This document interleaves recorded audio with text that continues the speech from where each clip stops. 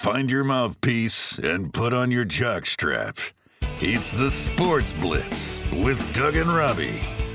Okay, how long is your show? You guys have such a great setup. Listen, if you're under a rock or if you're in a cave, come on out and listen to our episode. It was fun talking baseball. I love talking Red Sox. I love talking coaching. I don't care because I would rather there not be an MLB season than have to sit and watch the colossal embarrassment. Hey, hello, I am Bloom. Yeah, it's Doug and Robbie from the Sports Blitz. I just wanted to find out whether you need some pitching. There you go. In 5, 4, 3.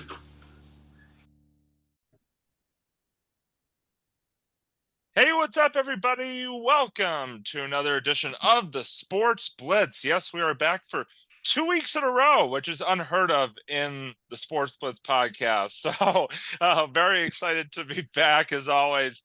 I'm Robbie. We got Doug up here in my top left corner. I don't know where Doug is on his own screen, but anyway, Doug, how you doing tonight, man? Doing great, Robbie. Very much looking forward to this episode. And we're trying to get on a little bit more than regular. Sometimes our schedules don't call for it, but we're really trying to do that. But yes, very much looking forward to this episode. Definitely. And we're very excited for tonight's episode. And before, obviously, you can see our special guest on screen if you're watching this. But before we do have Doug, we do have, business first. We got to take care of a couple of sponsors of tonight's episode of the Sports Blitz. So why don't you just real quick run down our sponsors for us? Yes, absolutely. So our sponsors are been our regular sponsors for quite some time now, which is really great. I'm still waiting for their checks though. But anyway, so the sponsors for this week's episode of the Sports Blitz is number one is Zyman Organizing, and that's the first one. If you have a room or a drawer, I know Robbie's got a stock drawer that he, tries to put together, organize on Saturdays. But, if you have a room, a cabinet, a drawer, a kitchen, and you need it organized, call Zyman Organizing, and they give you, they give you a free. They walk in, they get pictures online, and they go in and they help you out. What's good is that not only do they help you out, but they help you maintain it. That's the most important thing, is that it's a maintenance thing also. So just remember, Zyman Organizing, creating a stress-free home. And we also have Wes Woodson. I actually talked to Wes today. He's doing great. He's out on the road. He has a book that I actually do not have in front of me, which is really great. I am really prepared for this episode.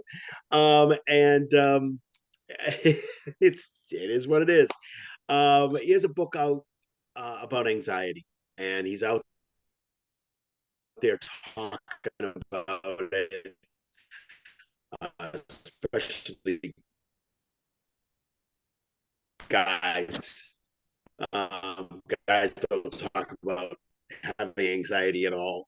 Basically talking about, he's really doing great, and we actually had him, one of our guests of the Sports Blitz. We had him on, which was really great, and we wish him well with everything that's going on. And he is our other, he's just our other sponsor for this episode. That's right. Back That's right. Thank you, Doug, for that. Back as to always, you, Robbie. I know, right? Sounds so professional. But anyway, really. We are very excited tonight to welcome on a special guest to the Sports Blitz. Again, you've been seeing him down in the bottom of your screen. I don't know when this comes up on the actual the edited version where he will be on the screen, but he's here. He'll be on the screen. He'll be on the screen. Yeah, I know. Hey, listen, you got to have the guests on the screen. Actually, I mean that's half the battle, right? But his name is Inangelo, and he has over 77,000. I think it's over 77,000 followers on TikTok. Over 4.5 million likes. He is a big Boston sports fan, Celtics, Red Sox, Patriots, you name it. He talks about it. He also has a Celtics-based podcast, which the link will be in the description along with all his information when you are seeing this episode. So, Ian, it is great to have you on. Welcome to the Sports Blitz, and thank you so much for joining us tonight. Hey, it's no problem. Thanks for having me on, Robbie. I'm excited to see where this episode goes. Yes, as are we always. So I guess the first thing is just for the folks at home, maybe just give us a brief sort of like background of your sort of Boston sports fandom, but also just the social media side of things, sort of how you got into doing the TikToks. I know you're on Instagram as well and stuff like that, posting the videos as well and the podcast. So maybe just a brief sort of to start off with, maybe just sort of a brief overview of sort of who, for the folks at home, who you are and sort of how you got into all the great stuff that you do online. Yeah, so obviously I grew up in Massachusetts my entire life. I'm more in like the central Massachusetts area, so near like Worcester County type thing. And I've been a huge sports fan my entire life. I grew up watching the Red Sox and the Bruins, and once I really hit high school is when I really started getting into the Celtics, and it was around the Isaiah Thomas years where I really started to fall in love and kind of start following the game of basketball a lot more. And over time, it just kind of I knew I always wanted to like do something with sports, whether it be working in the sports industry or just making, just something with to do with sports. And during the COVID-19 lockdown, the NBA was in the bubble. Yeah. And I thought, why not make, a TikTok after the Celtics won their first playoff game in the bubble? And I made that video. It did pretty well. And I said, hey, why not do it after the next game? And it just kind of kept going and going from there. And I started that back in 2020. So it's been almost 3 years of consistently making videos after every single Celtics game.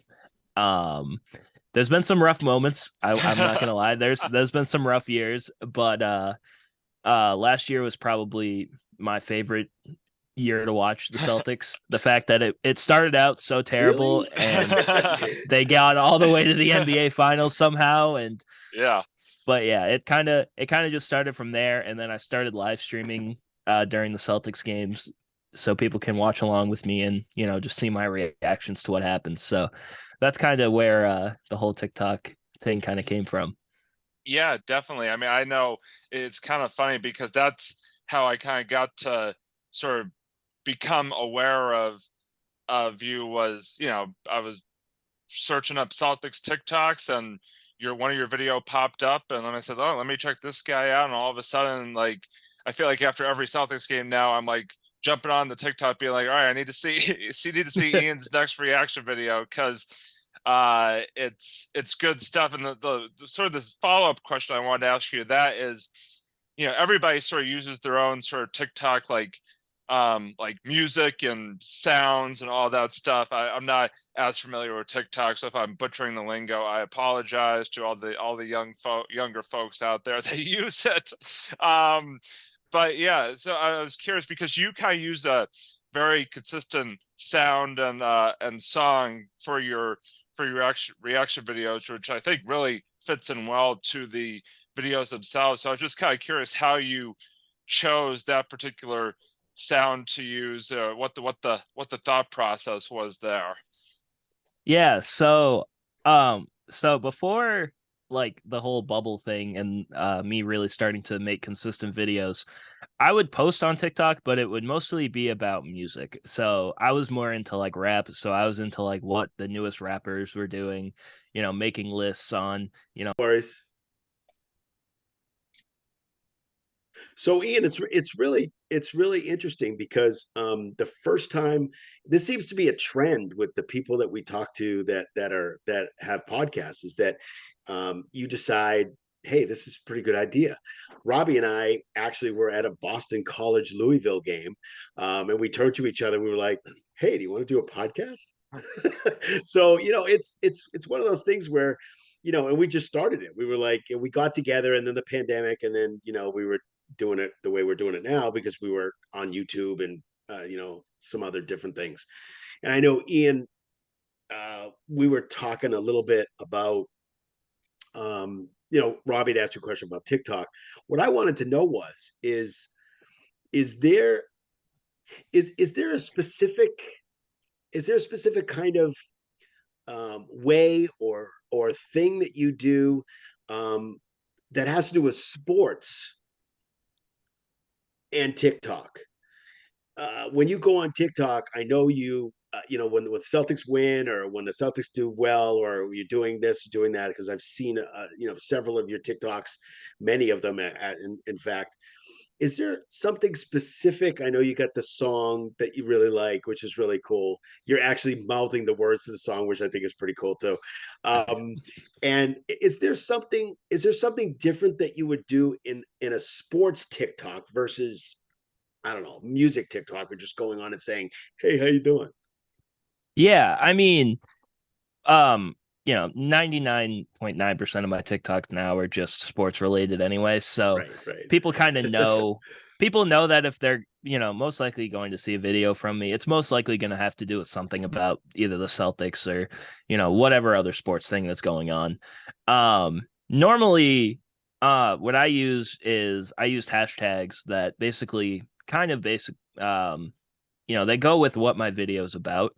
So if I'm making a Celtics one, I'm going to do stuff like the NBA or, Celtics. And, if it's a player like Jason Tatum or whatever it is, it's kind of, because the more you do that, it basically pushes, at least what I've seen is it pushes videos out to people that have similar interests as you.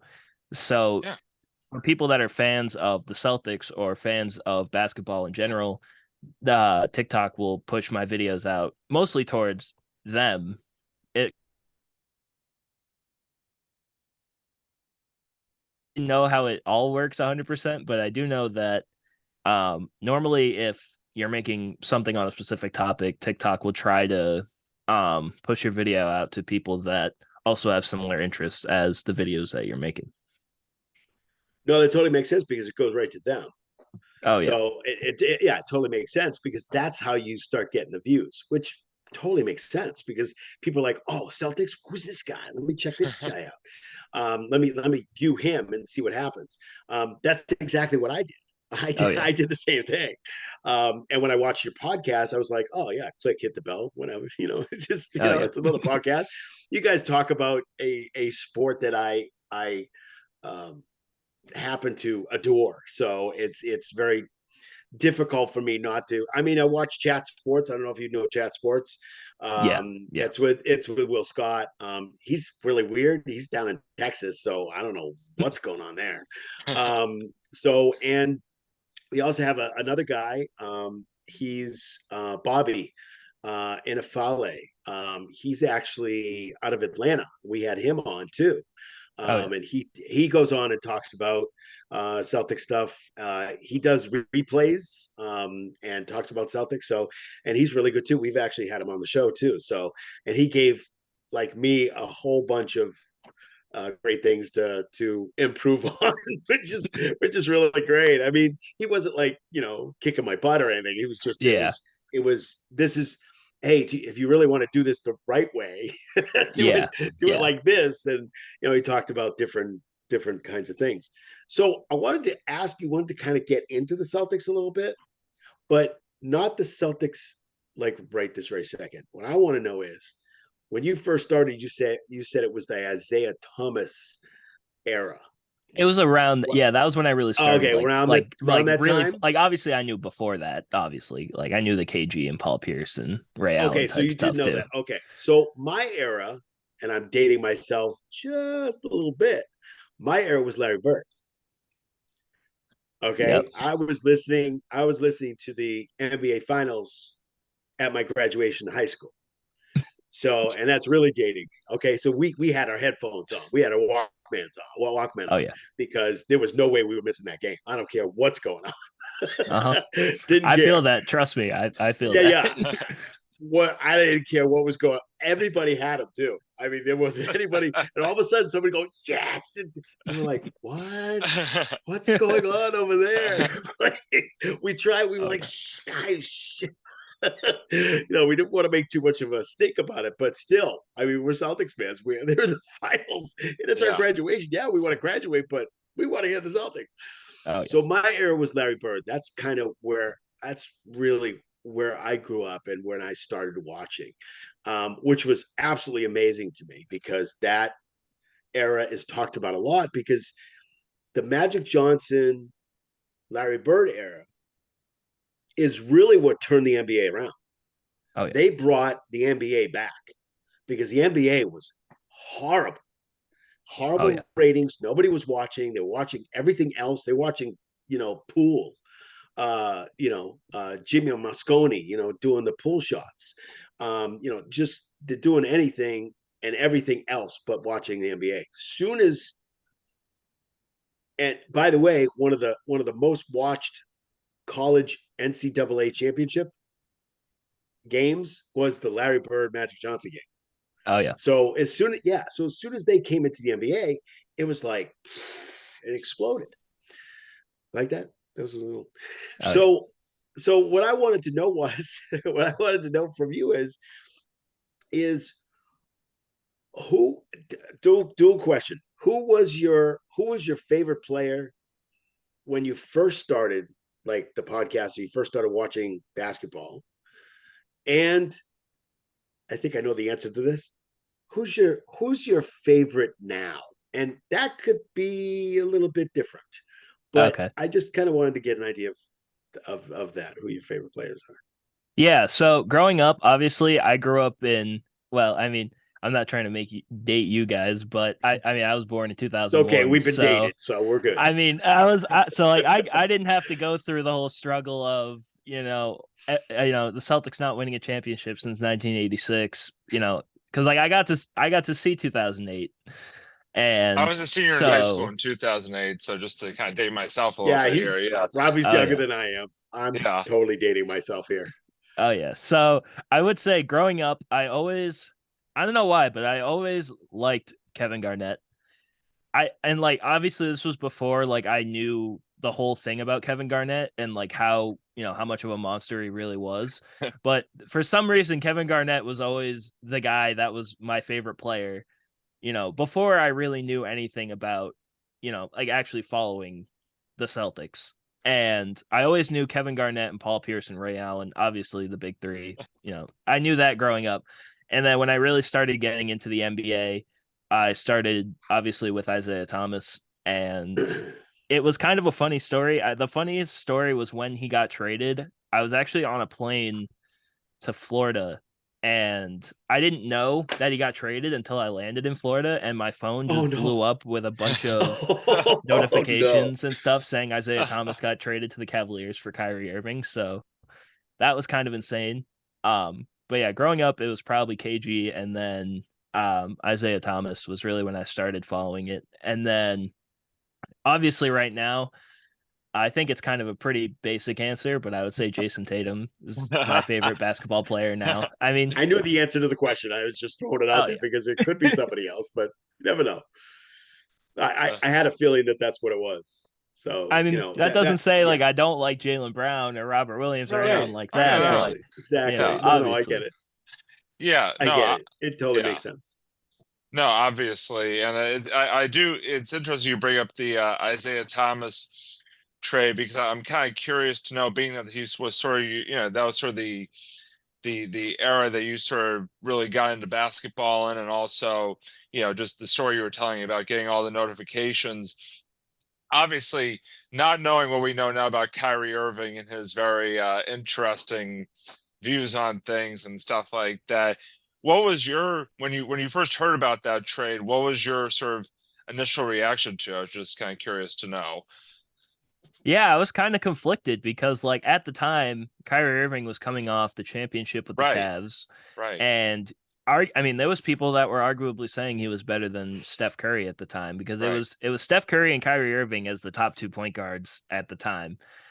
And I I mean, I was conflicted because like I loved Isaiah Thomas, and I'm like, okay, he's gonna be the future of the Celtics, and all that stuff. But and then I saw Kyrie Irving, and I'm like, well, obviously before we knew everything, Kyrie Irving and Gordon Hayward and Al Horford and Jalen Brown is going to be better. Terry Rozier, we drafted Jason Tatum. I mean, this team could be insane. If we, adding Kyrie Irving, this is, going to make the Celtics a championship contender, that season.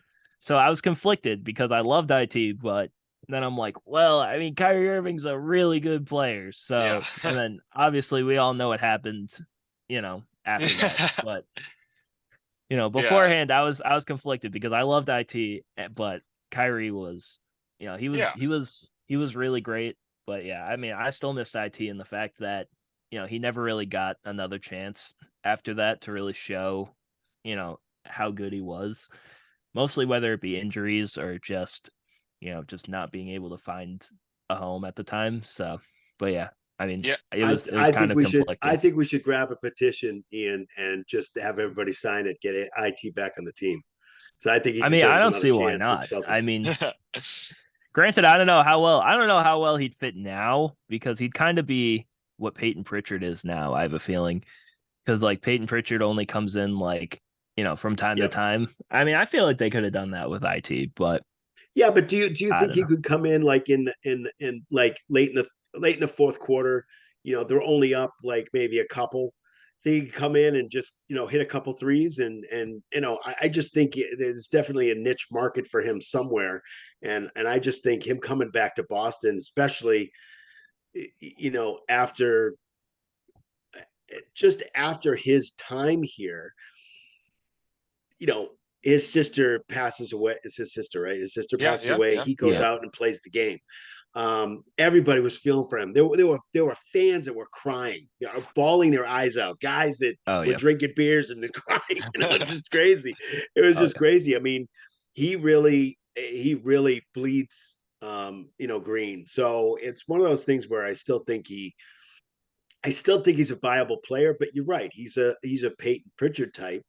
And I just don't think it would happen. But yeah, it's one of those things that I mean, have him come back. I mean, do a Kevin Garnett, at least have him come back for a day.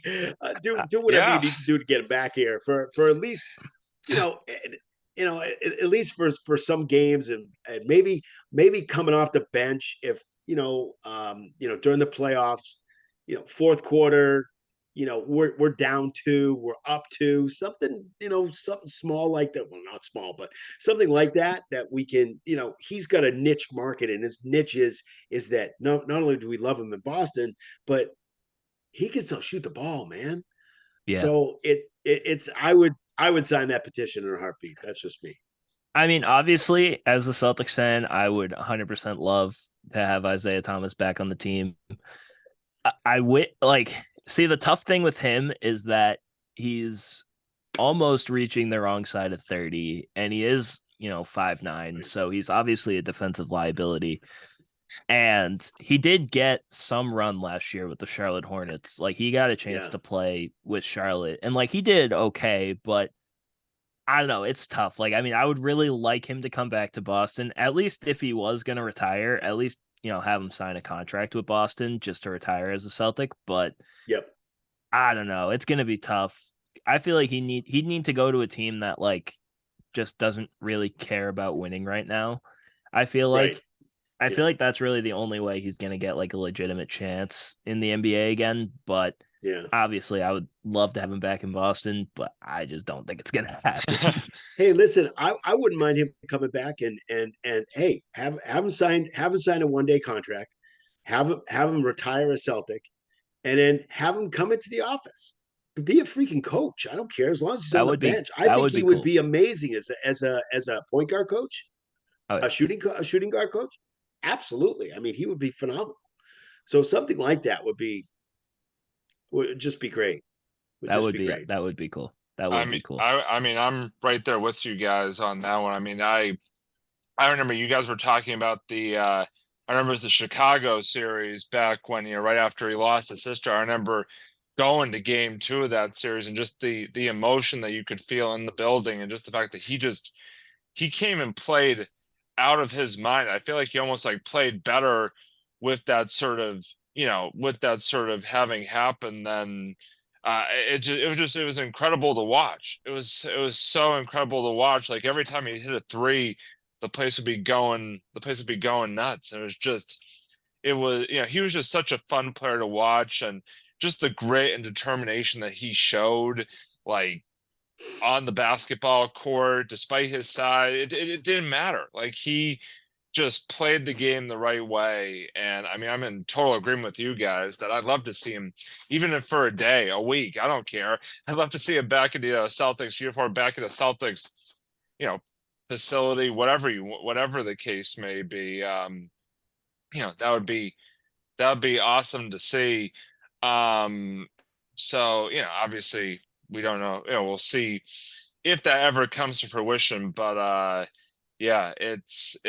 Isaiah Thomas, just what even in the shortest time that he was here, what he brought to the Celtics was fun to watch. So I mean, like I said, I'm in total agreement with you guys on that one, and that kind of segues in perfectly because, obviously, we are a Boston sports related show, so I thought it'd be fun if we did a little Boston sports talk. With all the teams, really all the teams in the news right now, whether it being in season or even the Red Sox out of season, making some news, even if not. So Doug, believe me, we're just hold your horse. We're not gonna worry about that right now. But I did kind of want to get into the Celtics of now. I know Doug's heard my rants about the Red Sox situation, so we'll save that towards the very end of the show. But what I did want to sort of, I know Doug, you and I have talked about this a little bit, but I'm very curious to get Ian's take on it. We did talk about a few episodes ago the whole Ime Udoka situation, obviously, that happened before the season, and we had a whole episode sort of right when that news broke, dedicated to that whole situation. But I really want to know from you, Ian. I mean, obviously, your sort of reaction to all that transpired sort of leading into the season, but also your thoughts on Joe Mazzulla's first months as the Celtics, currently interim head coach, although I think one could make the argument at this point that, that interim tag may not, it's coming. It may not be for long. But just given the fact, I mean, the Celtics team as it stands right now, has the best record in the NBA. And I don't know if anybody saw this kind of a start coming per se from this team, given sort of the distractions of that whole situation. So I just before we get deep into the way the Celtics are playing right now, I did want to get your take on maybe a little bit on the Ime situation, but mainly just your thoughts on Joe Mazzulla's first month as Celtics head coach. Oh yeah, so the Ime thing was kind of crazy. Obviously it came out of nowhere. Yeah. I was just kind of sitting, in my dorm. I was just kind of sitting and just I think I did a live stream about the Celtics, earlier that day or whatever. And I just finished and I get the notification about Udoka possibly facing a suspension, which I had no idea what the hell was going on. I thought obviously I knew something bad had happened, but I didn't know exactly what was going to happen and what eventually happened.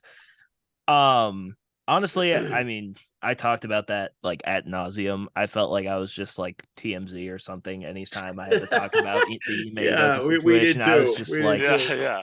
I just kind of got like tired of talking about it after a while, and it happened, and then the season started. You didn't know what to expect with Joe Mazzulla. I mean, he's younger than Al Horford. I mean, you had no idea what you were going to expect from him, right? But you knew the players respected him in a way because they would talk about, how attention to detail oriented Joe Mazzulla was. And, I didn't really know the expectations I had. I think I I thought the Celtics were going to be the 1 seed in the East eventually. I knew they were going to be a great team. I didn't expect them to get off to as hot a start as they did.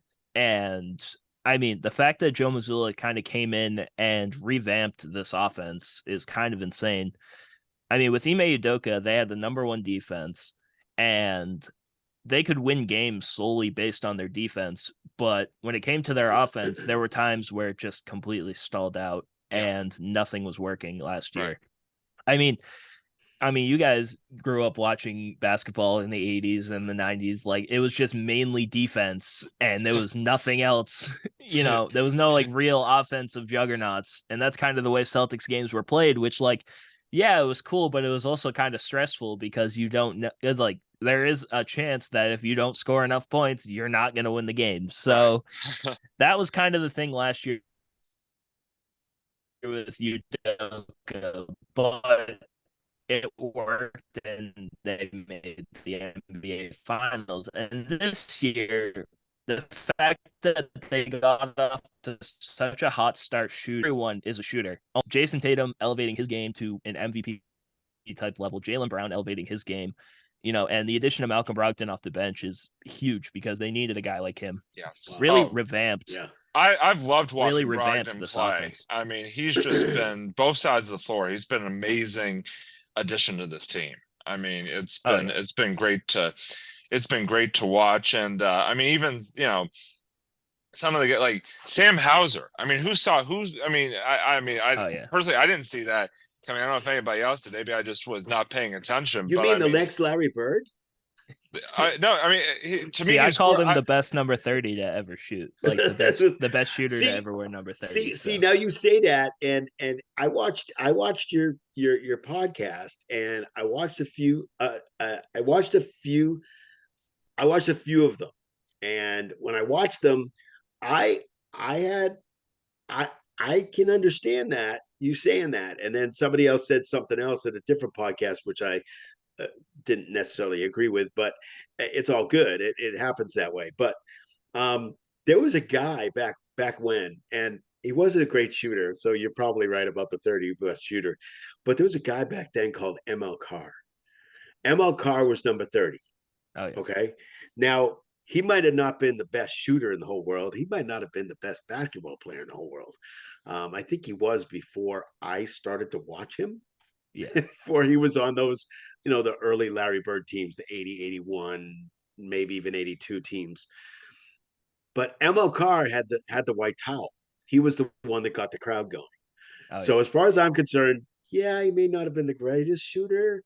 But he did rouse the crowd. Yeah, my joke kind of came from because Steph Curry wears number 30. And exactly, my whole joke was saying that Hauser was better than Curry shooting, and that's obviously just kind of because it's Steph Curry, but at the same time, Sam Hauser he just legitimately came out of nowhere. I mean, I remember he was just undrafted. No one even took a chance on him, right? And he played for a Virginia team that won the national championship. True. And he was a huge part of it. So they extended him. I mean, Brad Stevens extended him in this offseason, and it was like 3 years, $5 million. So, obviously you expected him to have some sort of a role on the team because you're not just going to get that kind of extension if you're not going to get playing time. Correct. And, you're not put him in as a two-way player. So you're exactly. Exactly. You got a contract, you're going to freaking play. So makes sense. Oh yeah. So that's kind of, it's huge that he kind of came out and, he showed up. And the Celtics, that's always been their problem. Even with having Jason Tatum and Jaylen Brown as their team, there's only been like 2 or 3 years where Jason Tatum and Jaylen Brown have been like the guy. There was the team with Kyrie Irving and Gordon Hayward, and then Kemba Walker was here, but it was never Tatum and Brown's team until after, they got rid of Kemba. And ever since then, their biggest problem was, their starting lineup is great, but they had no bench at all. They had nobody on the bench that could do anything.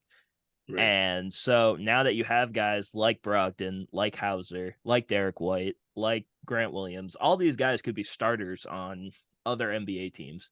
and that Where you did have him on Derek your White come bench. from, man?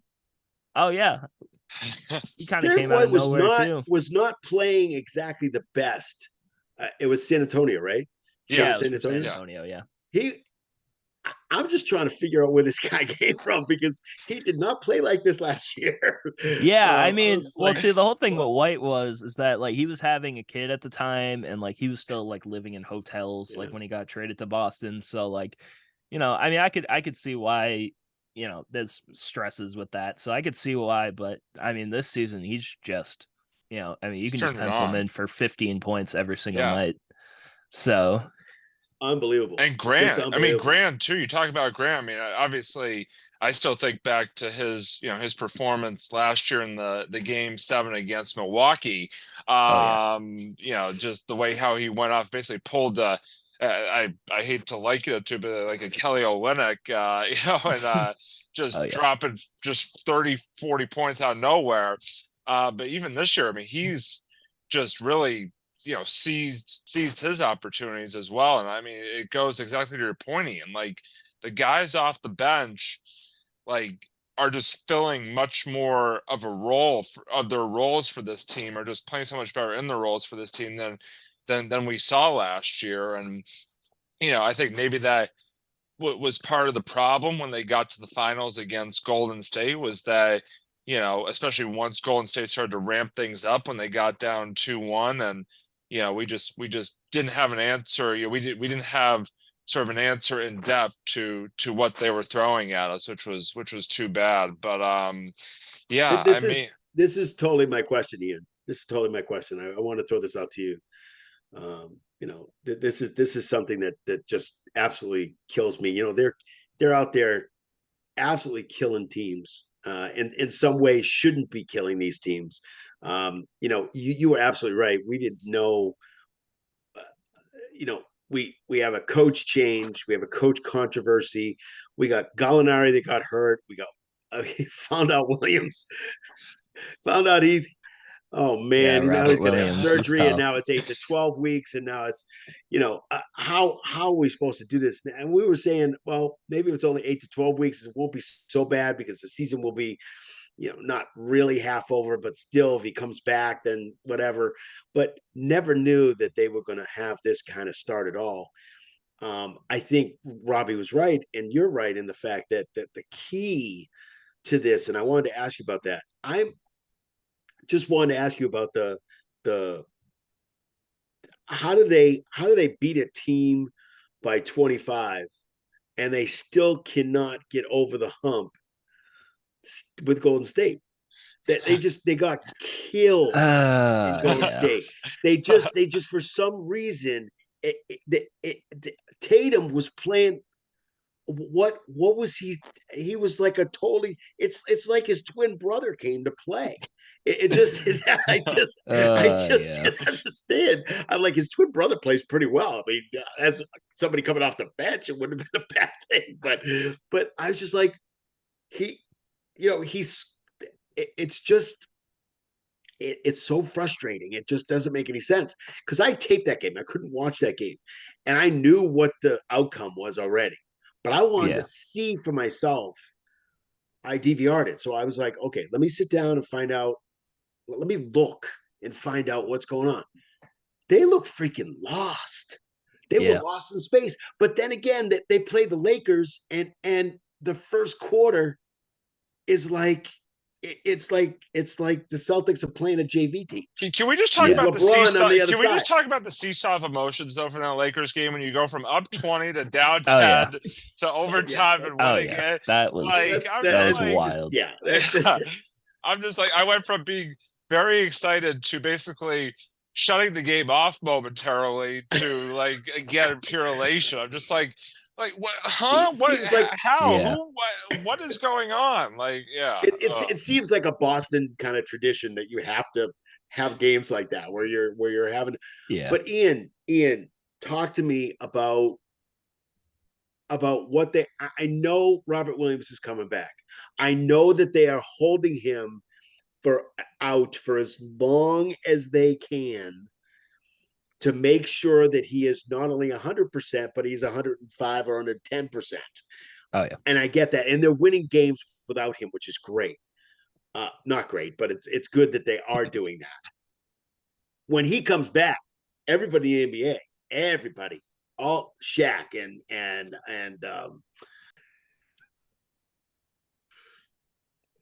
All right. Yeah. So the Jason Tatum and Golden State game, I don't really know what happened. There was just, every player has a bad night, and that's really the only thing I can explain about that game. Yeah. And then obviously the game against the Clippers was terrible too. And, everyone played bad in that game. And then you have the Lakers game. And I feel like that was kind of a game that made you realize, Jason Tatum really is, he's a top 10 player in this league, top 5 player in this league. Like, he is a legit superstar. Absolutely.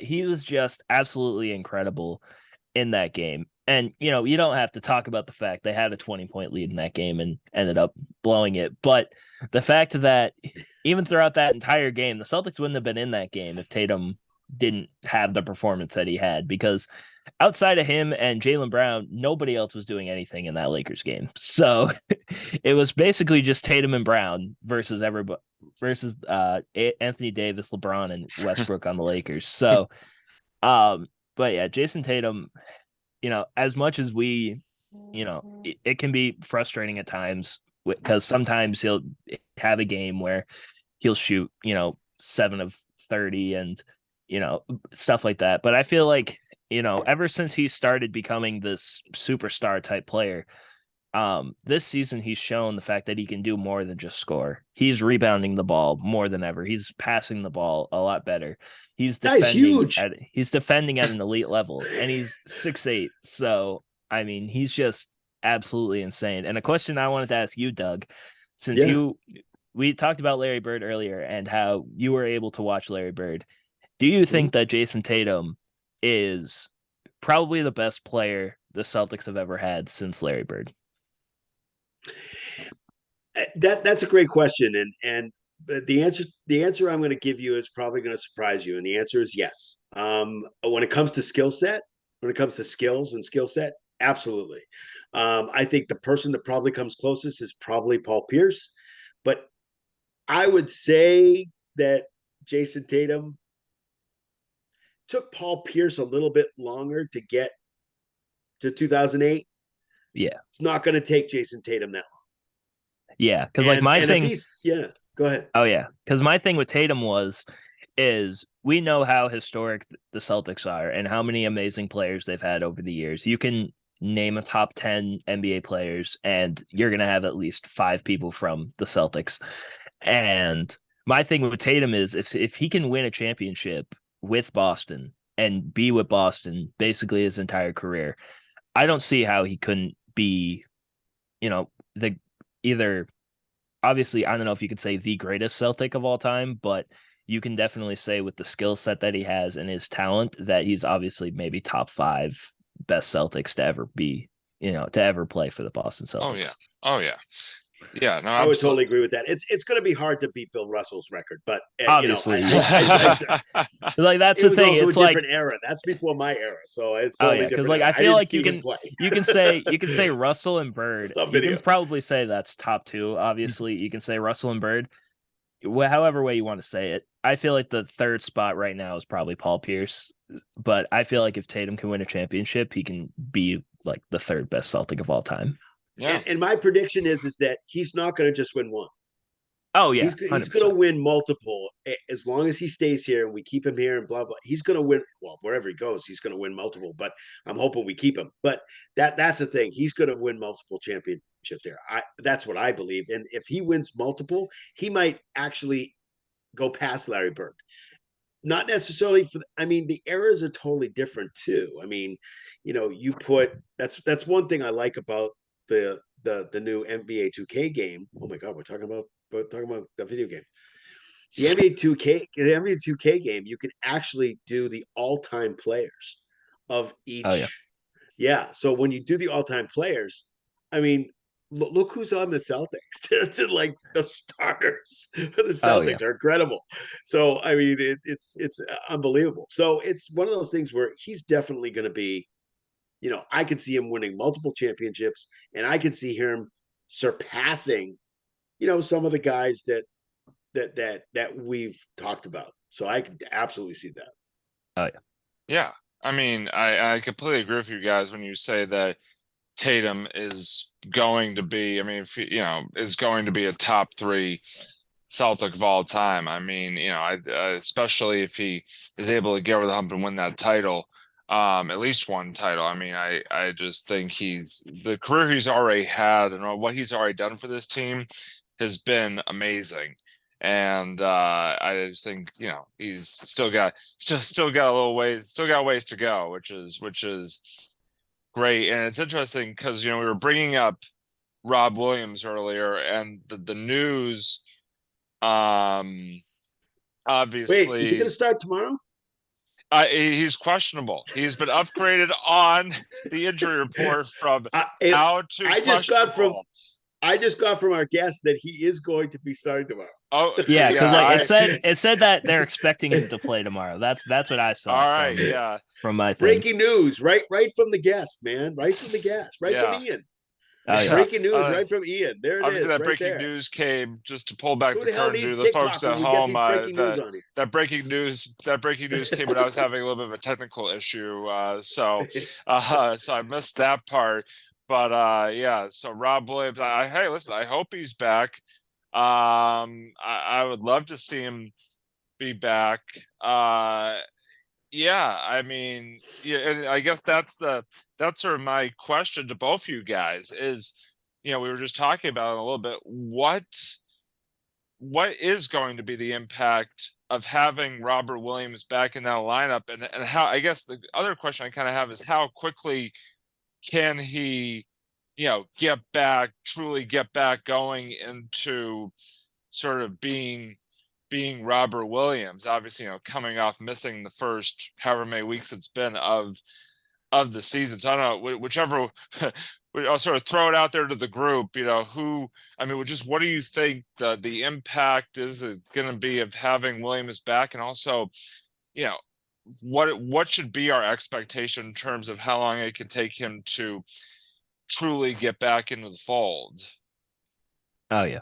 So I think it's going to be huge to have Robert Williams back, because if you remember before Robert Williams' injury, you can even look up highlights of Robert Williams' regular season highlights. He basically, honestly, if he stayed healthy, he would have won Defensive Player of the Year last year. That's how good he was. He was the anchor. Nobody was ever even touching the paint when Robert Williams was playing, because he was just going to block the shot. He was absolutely insane, and he was huge to the Celtics defense. And obviously, there's questions about the Celtics defense this season, and I feel like Robert Williams can shore up a whole lot of them. For the time it takes for him to come back, I don't expect him to be 100% right away. I don't think anyone should expect that, but yeah. I'm hoping at least by the All-Star break, he's looking, somewhat better, somewhat close to how he was before all the injuries. So that's kind of what I'm hoping for Robert Williams this season. And I'm just hoping he can stay healthy and be 100% for the playoffs. Yeah, I think that's the big hope for everybody, is that he could be a dominant force for us in a playoff run, which obviously everybody hopes is a long playoff run. I completely agree with that. Doug, go ahead. Just want to get your thoughts on it as well. No, I totally agree with Ian. I think that I don't expect him to come back and all of a sudden he's blocking 5 shots and he's looking like a superstar. Don't expect him to do that. I think he's going to be, and we should expect that he may be a little tentative. I know he's been working out. I know he's been playing. Whatever he's been doing, his whatever he needs to do to get back. I just think that he may be. I hope that people, he's been getting a lot of buildup from a lot of people that, you either see on Twitter or online or even through TNT, the guys on TNT. He's been hyped up a lot, and I think that we need to give him a little bit of time to be able to get back. I think Ian's right.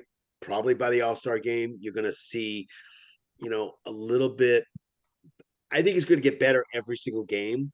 I just want to know from Ian really quick, is it going to be Al at the power forward and him at the center? Is that you think that's what the lineup is going to be? Then you got the I two assume. J's and I then assume. you got Marcus. Yeah, Okay. I mean No, that's fine. what their lineup was last year, so I assume Yeah. that's what they're going to go Because with I know again. Al's not a big center guy. When he first came on the team, he's like, I would rather play power forward. I don't mind playing center if you want me to, but I really don't feel. He feels much more. He feels better in that power forward position. Yeah. And I think that would be that's going to be a fierce lineup. That's Yeah. gonna be Oh yeah. I mean, they were like crazy the best lineup. lineup in the NBA last year when they Yeah. were all healthy. So Oh yeah. That's gonna be fierce. And I'm gonna give some kudos out there to Marcus Smart just for a few seconds, because he is playing off the rails this year. He is definitely playing much better than he even played last year, and he played pretty well last year. But he's, it was all that thing about, maybe we should start Brogdon as opposed to Marcus Smart, because Brogdon's, he's a really good player and it's been a starter for a long time. And then, is Marcus is kind of a shooter. And I say that with a grain of salt sometimes. I get a little nervous when he shoots those threes. Although he's doing much better this year than he did, even a few years ago. I just get a little nervous whenever the Celtics should start shooting jacking up threes. I mean, it's like that's been my rant for the last 5 years. I mean, that's nothing new there. Oh yeah. I think he's proved this year that he is actually a true point guard. He doesn't shoot the ball all the time. He is passing. He is doing what he needs to do as a point guard. So he is changing. And he's also hyping everybody up too. He seems like he's a little bit more of a leader this year than he was in past years. Is he the main leader? No, but I see him out there, pumping guys up and doing. He's always kind of done that, but it seems more this year, and it seems like he's playing a lot better. And again, being the defensive player of the year, I mean, you have to respect his defense. I just have to. So that's just what it is. But I just want to throw that in there. Yeah. No, absolutely. Marcus, I've always loved watching Marcus Smart play. I've always loved watching Marcus Smart play, and I think that having him as defensive player of the year on this team is just again, this year is going to be just tremendous going down the stretch, especially as they're looking, like I said, to make a deep playoff run. That's the goal here. I mean, we tasted the championship series last year and came up a little bit short. So I think everybody's kind of like on that, finals or bust wagon, especially seeing how the season has started off. It's been, and I'm sure, I'd love to get just sort of your sort of going forward, Ian, like what is the ceiling of this team? Because we know how well they're playing right now, but I also feel like their best games may not even have happened yet. So I guess in your mind, is it just kind of a finals or bust situation, or what is the what's the ceiling here? Oh yeah, I think it's 100% finals or bust. Like I don't see like the way that this team is playing, the way Brad Stevens constructed the team, the way that you lost the NBA Finals last year. I don't see how it's not finals or bust this year, with the way everything is hyped up and everything is going on. I feel like it has to be finals or bust. I don't think it's anything else, because this team is too talented.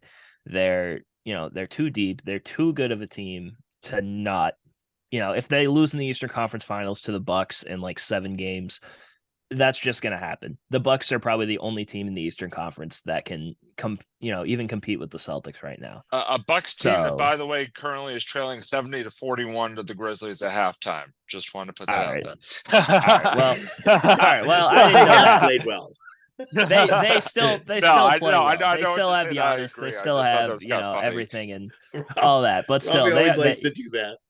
yeah, that is kind of tough. But Yeah, that's anyway, you know what I mean. This team is too good, too talented Can't to win every not game. be Nope. championship or bust. No. So they should 100% try to win the championship this year. I don't see how it's not. Now I did. So- Oh, sorry. Go ahead. Go ahead, Doug. No. I just had one follow up to that particular question. Do you, Ian? Do you think that they and I know that they're the way they're constructed, they're a phenomenal team right now. The question I want to ask you is do you think they need one more piece? And if it is one more piece, do they need a shooter? Do they need a little bit more on the defensive side? Do they need a little bit of size? I know Robert Williams is coming back, but I'm just saying, do they need that one? In 2008, that they got a couple of pieces really, really late. In that year, they got a couple of pieces really super late. Actually, there was if you watch Anything Is Possible, they did oh man, I can't remember the guy's name. This particular person played on Miami, and they had just won the championship the year before, or 2 years before. I think it was the year before, and they wanted that. Paul Pierce was down in Miami playing. He was in a limo going to the airport. He saw this guy walking on the street or in a car or something. He told the limo driver to pull over. They rolled down the window and said, "Hey, we need you, man. You should come and join us." This is how they did it back then. It was just the way they did it. I don't think they could do it now that way because they get in trouble. But that's what it is. Hey, we need you to come. We need you to be here. We're on the way. We're going to do this, and you're a huge part. He was going to retire. He was semi-retired, actually retired that year. Right after the championship, and I was just like, are you kidding me? Do you think there's a piece that we need? Honestly, if the Celtics could do anything, I think they need a backup big. I feel like that's kind of you their don't like Cornette? I love Luke Cornette, actually. Sorry, I actually loved hard. Luke Cornette when we first traded for him. I liked him for really no particular reason at all. I just thought, hey, just imagine this guy somewhat becoming anything would be kind of cool, because we did trade. Yes. That was the Daniel Tice trade. We traded Tice and we traded Javonte Green to Chicago, and we got Cornette back in that trade. So I thought, it'd be funny if he did anything, but, I never thought he was going to amount to really much. But, I mean, he's played really well in the time that he's been able to play. Obviously, he's not the typical backup center that you want in a playoff series. I feel like, I feel like he's not going to be that guy. Blake Griffin's been, he's been fun to watch as a center too. He's just been, you never thought Blake Griffin at center would be what it would be in 2022, but he's played really well. I just feel like they need a guy similar to Robert Williams' skill set as a backup center, a guy who's basically just a rim protector, kind of like a lockdown guy who, he can basically just catch lobs, basically do what Robert Williams can do, but just coming off the bench, because it's going to be important, because we all know how good the Eastern Conference is, and there's a lot of centers in the Eastern Conference that could, find their way dominating the Celtics if, let's just say, Robert Williams isn't healthy. If they play Philly, you got Joel Embiid. If you play Miami, you got Bam Adebayo. If you play Milwaukee, you have Giannis. There's just a lot of guys out there that could potentially be a matchup issue with the Celtics. So I feel like having another backup big is probably the one thing that they need to do at the trade deadline. If it doesn't happen, then, I'm not going to be mad over it. But at the same time, I feel like that's like one thing that they really need to focus on, because size is probably the biggest thing with this team. Yeah, no, I totally agree with that, because they do at times play small. So I totally get that. By the way, the guy's name was PJ Brown. Oh, yeah. PJ Brown played for the Heat. And Paul Pierce said, you got to come and join us. We're doing something pretty special here. And I don't think it was at the beginning of the season. I think it was right around the trade deadline. And Paul Pierce went to Danny and said, Danny, you got to get this guy, man. And Danny was like, all right, whatever. I'll try it. Whatever. I'll go get him, whatever, whatever it takes. But yeah, so that's what I just wanted to know what your thoughts were. And I totally agree with the backup center thing. There's a guy named Podol. He's Jakob out Poeltl, of he's good. yeah, he's really good, but he's not really a backup though. Do you agree with that? I mean, he's been playing. He's been a starter for a while, but I mean, he would kind of be the guy that you would want. Poeltl, that type of guy, yeah, you need a guy like that, and I mean, he would be a rental because I think he's a free agent at the end of this year. Yeah, so yeah, he'd be a rental just to get. He the would be a championship, rental guy just for a championship. Yep. Him, or if you wanted a guy who has some team control, you could maybe do Mo Bamba from Orlando. Because when Mo Bamba plays, he's pretty good. But Orlando just has so many people that he just doesn't get to play most of the time. So that's true, yeah. I mean, I feel like, you might have to give up a little more if you wanted Mo Bamba. But just a guy like Bamba or Poeltl to just come in, just surefire, just be a guy that can just, that can just defend off the bench if Robert Williams and Al Horford, aren't there. I feel like you just need that guy. Yeah, and they're trying to get him rest too. I mean, Al Horford's not going to play every game. So, he's going to try to, but they're going to try to, they're going to try to separate a little bit. I have a feeling they'll probably try to do that in the coming days. Also, they want to obviously get Robert Williams back out there, so he's going to play as much as he can. But I have a feeling that after the All-Star break and continuing to the end of the season, I think they're going to start going, hey, why don't you, go out and start, but we're going to take you out so we can, make you, that's one of the reasons I think that they've had some issues is that, you got Jason Tatum playing most of the game, and you need somebody to come in for Jason Tatum so he doesn't get burnt out. Yeah. So, that's just, why you have backups. So that's really I feel like if they're at the top of the East by like the last month of the year, they're gonna find times to just sit games for Jaylen Brown and Jason Tatum. Right. So I did want to begin to sort of wrap up our episode here, and again, just so appreciative of Ian taking the time to come on and talk Celtics with us. Definitely a very exciting topic to talk about right now, which is so. But definitely, we really appreciate it. And so, Ian, what we like to do at the end of these episodes is we like to do what we call our final thoughts, which is basically, it could be a final thought about anything, sports related, sort of anything in general. And we always like to invite our guests to participate if they choose to with a final thought. So I guess if you would like to do a final thought, we would love to hear it from you. Again, it can be about pretty much anything to sort of wrap up your time here on this Sports Blitz episode. Yeah, so I think my final thoughts, and this is going to be about the Celtics. Basically, the only thing that can beat the Celtics is themselves.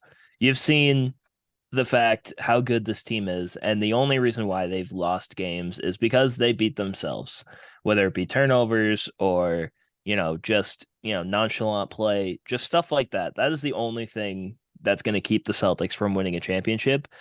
And, it's basically, like I said, they're their own worst enemy with this stuff, and they're the only thing that can beat them. I personally feel like, that's the only thing that's going to keep them from winning a championship this year. And if they can get that under control, I don't see any team beating them this year. Yeah, I think that makes a whole lot of sense. I mean, you're right. It really is going to come down to them just not beating themselves and staying healthy. I think are the two big things that in any way could sort of derail any sort of Celtics run this season. But other than that, I agree with you. It's theirs to lose as far as I'm concerned, in terms of especially the Eastern Conference, which is going to be great to watch over these next few months. It's going to be so exciting to see how this plays out. Doug, I'd love to throw it over to you now for I know you always have some great final thoughts, so I wanted to throw it over to you for your final thought as we wrap up tonight's episode. Yeah, I basically have two final thoughts. Sometimes I have one, sometimes most of the time I have two. The first one I want to do is I want to send, obviously, thoughts and prayers out to Stephen Twitch Boss.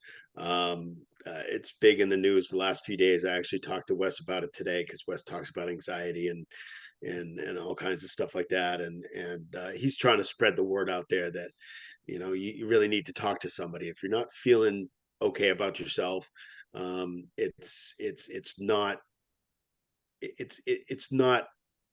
out of the question these days to go and talk to somebody about it, and it's really super important to do that. You never know what somebody's thinking and what they're thinking about and how they're thinking about it. So just want thoughts and prayers to his family. A great loss of a terrible loss of great talent. And just wanted to say that. But I also, my other final thought is I want to just thank Ian for coming on. We at the Sports Blitz, we always like to hear how people get involved in their own podcasts, how they do different things, their opinion on sports and what sports is happening, and sometimes our opinions clash. Robbie and I clash all the time when it comes to all kinds of sports, and I can get him going on a rant in about 3 seconds. So but what it is a collaboration, and I love the collaboration. I love when people go on each other's shows and they collaborate together to, and this opinion is great. Oh, I never thought about that. So I just want to thank you for being on, and you gave us some insight to how you came about, and insight to your favorite thing, which is basketball, which is the Celtics. And I just want to thank you for coming on. Yeah. Oh, it's no problem. I'm happy you guys invited me. No, it was a fun time.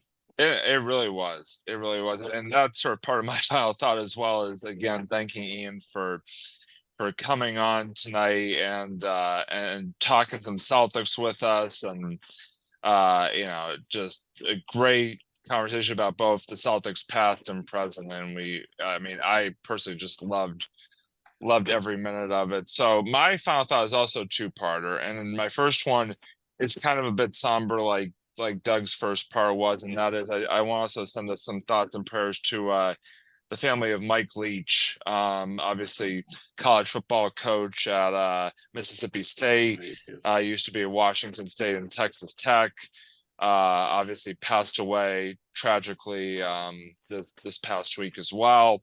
And first of all, thoughts and prayers go out to his family and to his loved ones in the Mississippi State and all the other places that he coached. And the thing about Mike Leach was that he was just such a entertainer. I mean, he was a coach, but just some of the interviews and press conferences that he gave was so entertaining, because he could just get off on these tangents, it seemed like, about just these random topics while doing like an interview, about a game, or after practice, or whatever the case may be. And he was also just a great football coach. I mean, he did some amazing things at all the schools that he went to, and will definitely be missed. And our thoughts and prayers are with his family. And the other thing is, I wanted to sort of send out a bit of a congratulations to our outgoing, obviously the three of us live here in the good old state of Massachusetts, and our outgoing governor, Charlie Baker, today was just announced is going to, when he leaves office in January, or I think maybe a couple months after, is going to become the president of the NCAA. So I wanted to, first of all, congratulate. They need to be cleaned up. Yeah, seriously. But I just, he's the guy to do it. Yeah, I wanted to congratulate him on that and wish him nothing but the best of luck. To Doug's point, wish him nothing but the best of luck in that new position, because the NCAA is it's an interesting organization. Let's put it that way. I will leave it at that. That's a good way to do it. Yeah.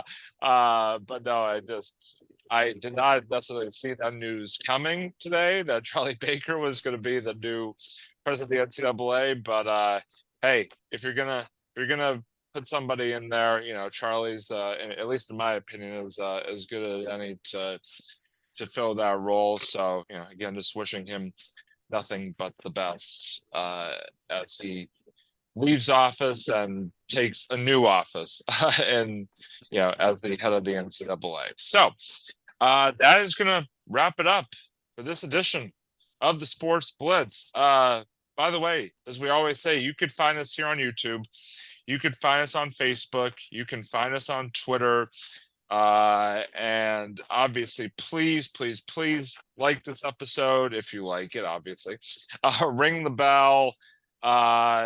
Obviously, please give a watch and listen to Ian's, TikToks, Instagram, his podcast. I mean, everything, all the links will be in the description below. So please go and give that all your views, because it is really good stuff. And like and hit the bell with him too. Yeah, like and hit the bell, the bell as well. Absolutely.